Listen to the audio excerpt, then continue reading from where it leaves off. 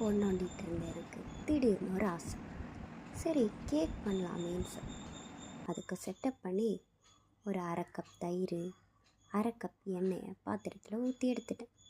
அதுக்கப்புறம் பவுடர் பண்ண sugar 1/2 cup போட்டு நல்லா மிக்ஸும் பண்ணிட்டேன். இந்த டைமில் காய்ச்சி ஆற வச்ச பாலையும் மிக்ஸ் பண்ணி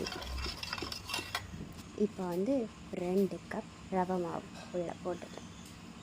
திரும்பவும் இதை கலக்கிடணும். அதுக்கப்புறம் கொஞ்சமாக சோடா உப்பு, இது கூட கொஞ்சம் உப்பையும் போட்டுடணும். திரும்பவும் இதை கலக்கணும். இதே டைம் அடுப்பில் பாத்திரம் வச்சு ப்ரீஹீட் பண்ணி வச்சிடணும்.